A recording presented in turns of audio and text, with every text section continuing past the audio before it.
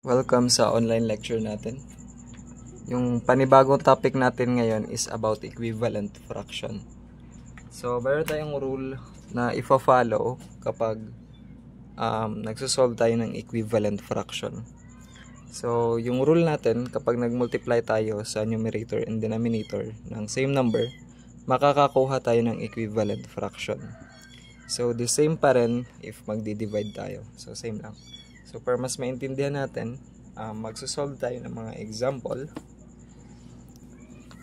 First example dito is we are required or pinapasolve sa atin is yung fraction natin, kailangan yung new denominator is maging 24. So, equivalent fraction, which means walang nag-change sa value ng isang fraction. So, first is, sa pag-solve is, kailangan natin isipin, ilang 4 ba yung magkasya sa 24? So, yung magkasya sa 24 na mga 4 is 6. Kasi 6 times 4, 6 na 4s is meron tayong 24. So, yun lang. So, kapag nakita na natin or na-identify na natin yung number, yung i-follow natin na rule is pwedeng divide, pwedeng din multiply. Pero kanina, since yung napag-isipan nating number is 6, which means 6 na 4 is magiging 24 kasi ito yung goal natin. Kailangan yung new denominator is maging 24. I-multiply natin both top at saka yung bottom ng fraction by 6. So, kapag nag-multiply na tayo, so dapat kung ano yung mini-multiply natin sa taas, yun din sa denominator. So, numerator and denominator. 3 times 6 is 18. 4 times 6 is equal to 24. So, pag ganito, pwede pa siyang ma-reduce. Pero, ano yung kailangan natin? Yung denominator is 24. So, ililive lang natin na ganito yung ating equivalent fraction. Next is, meron tayong 5/6. So, ano ba yung kailangan natin i-multiply sa numerator tsaka sa denominator para makakuha tayo ng 24? So, 4 yung kailangan natin. I'm sorry, hindi ito divide, pero dapat multiply yung nakalagay dito. So, i-change natin, but divide yung nilagay ko. Okay. So, dito, 5 times 4 is 20. And 6 times 4 is 24. So, meron tayong 20/24. Again, yung goal natin is magkaroon ng denominator na 24. So, proceed tayo sa next. So, guguhitan ko lang ng line para merong separation, hindi tayo malito.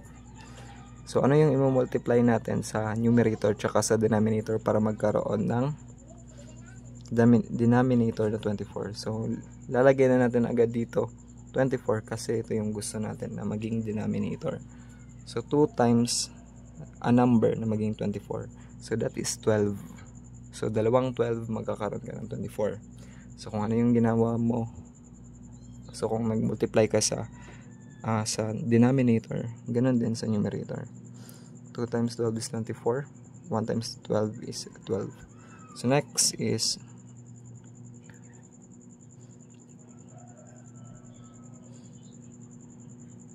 24. So, anong number? 3. Tama, 3. 8 times 3 is 24. 1 times 3 is equal to 3. And last number sa multiplication. So, dito yung ginawa natin, nag-multiply tayo. So, pwede sa mga next na example, pwede tayong mag-divide. So, sa next na example pa yun, dito sa baba. So, multiply natin yung divide na naman yung nalagay. Dapat multiply natin kasi maliit yung number. Then gagawin natin malaki, kailangan multiplication. 8 times 3, tsaka sa taas 3 then times 3. 8 times 3 is 24. Then 7 times 3 is 21. So next, proceed na tayo sa second example. Ganun pa rin, write each fraction na may bagong denominator, which is 60. So pag 60, so maliit yung fraction natin, yung denominator, at saka papalakihin natin yung denominator. Ibig sabihin, magmumultiply tayo sa taas tsaka sa baba ng fraction.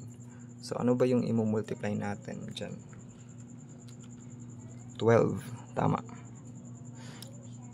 Kasi kapag nag-multiply tayo, 5 times 12 is equal to 60.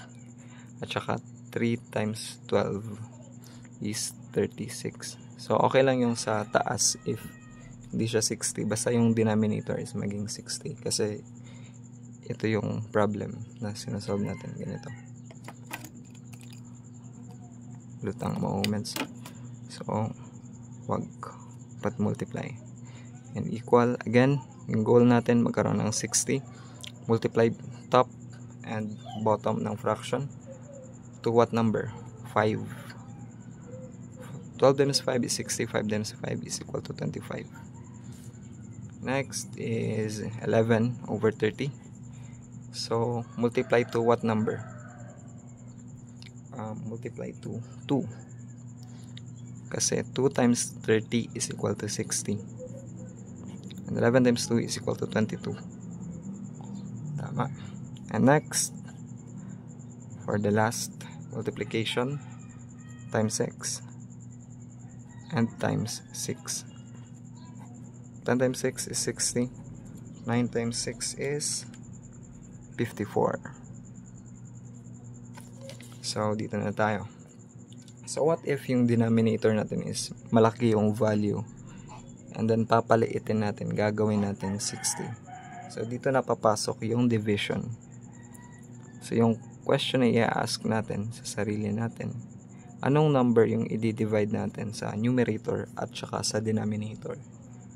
Again, kailangan the same number yung i-divide natin, both part ng fraction.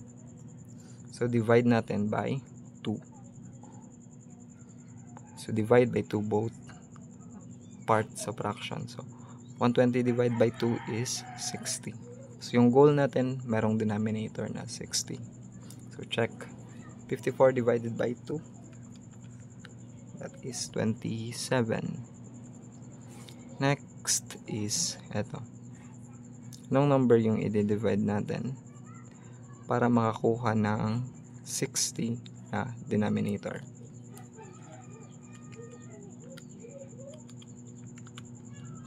Diba?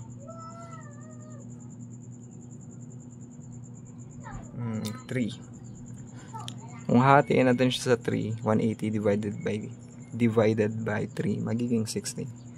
Then, kapag nag-divide sa denominator, ganun din sa numerator.